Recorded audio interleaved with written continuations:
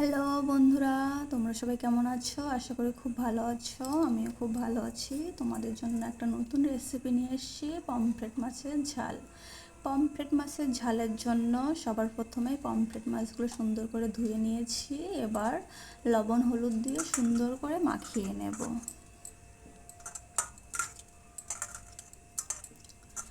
তোমরা কে কে পমফ্রেট মাছ খেতে ভালোবাসো অবশ্যই কমেন্ট করে জানিও। আমার ভিডিওটা যদি ভালো লাগে একটা লাইক কমেন্ট শেয়ার করে দিও।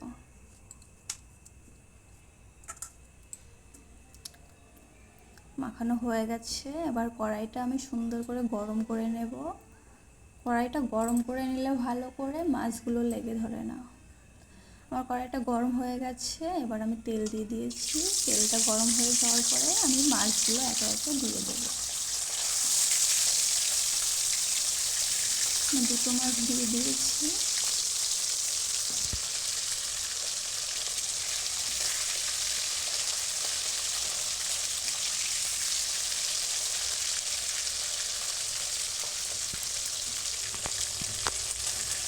মাছের এক পিঠ হয়ে গেলে আমি আর এক পিঠ সুন্দর করে উল্টে দেবো, আস্তে করে, যাতে মাছগুলো না ভেঙে যায়।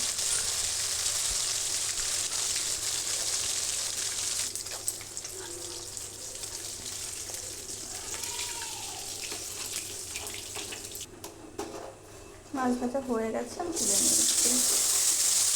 আর একটা দিয়ে দিচ্ছি। যেহেতু মাছগুলো একটু বড় সাইজের, তাই আমি একটা একটা করে ভেজে নেব। একটু হয়ে গেছে, একটু উল্টে দিলাম। সুন্দর ভাজা হয়ে গেছে।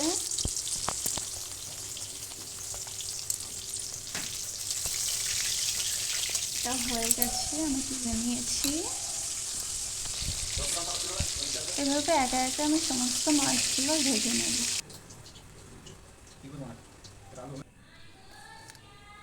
এবার আমি এখানে মশলা করার জন্য সমস্ত কিছু কেটে নিয়েছি। টমেটো, 5টা কাঁচা লঙ্কা চিড়ে নিয়েছি, 2টো পেঁয়াজ কুচি করে নিয়েছি, 4-5 কোয়া রসুন কুচি করে নিয়েছি, 5টা লঙ্কা কুচি করে নিয়েছি, 1 টুকরো আদা নিয়ে নিয়েছি, আর ধনেপাতা নিয়ে নিয়েছি, গোটা জিরে নিয়ে নিয়েছি, আর ফোড়নের জন্য আস্ত এলাচ, দারুচিনি আর বড় এলাচ নিয়ে নিয়েছি।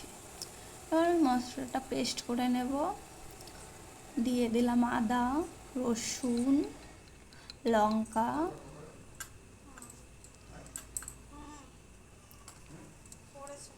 পেঁয়াজ,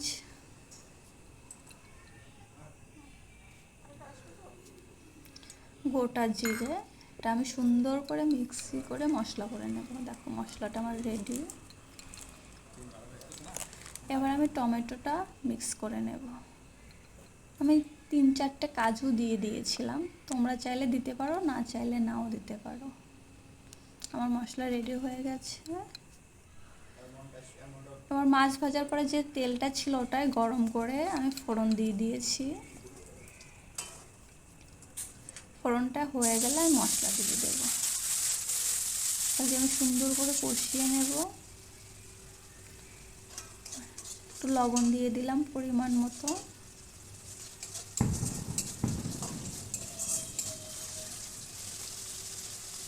হলুদ দিয়ে দিলাম।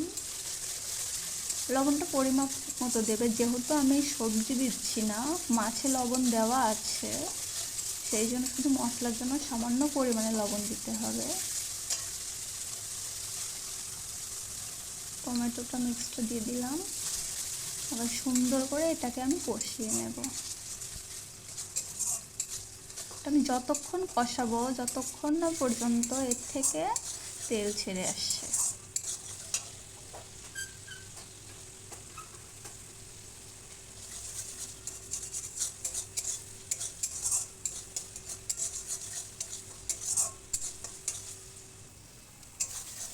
আদা, রসুন, পেঁয়াজের যাতে কাঁচা গন্ধ না থাকে, খুব সুন্দর করে মশলাটা কষিয়ে নিতে হবে।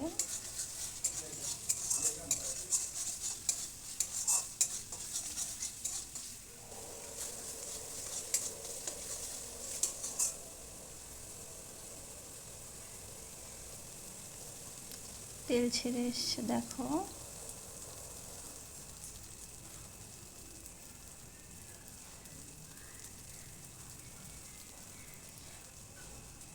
আমি আগে একটু জল গরম করে রেখেছিলাম, সেটাই দিয়ে দিলাম।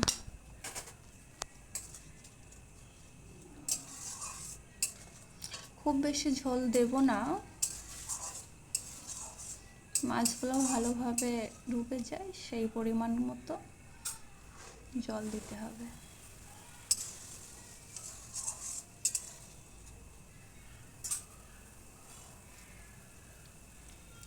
জলটা ফুটে গেছে, আমি এবার মাছগুলো দিয়ে দেব।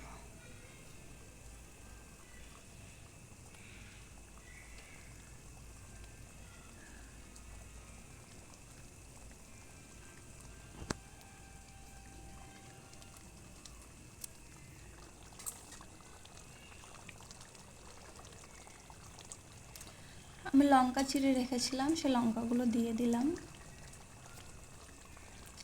মাঝে মাঝে হালকা করে একটু নেড়ে দিতে হবে যাতে নিচে না লেগে যায়।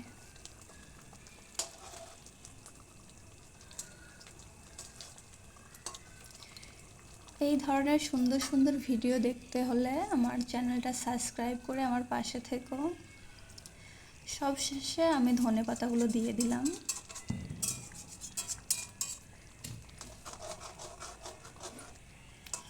আমার রান্নাটা প্রায় হয়ে এসছে। দেখো গ্রেভিটা কত সুন্দর এসছে। তোমরা অবশ্যই একবার ট্রাই করবা, আশা করি খুব ভালো লাগবে।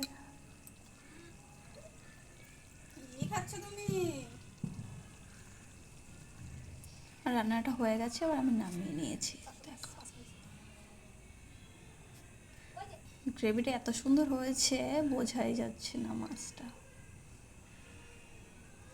রান্নাটা কমপ্লিট। তোমরা সবাই ভালো থেকো, নমস্কার। আজকের মতো এখানেই শেষ, টাটা।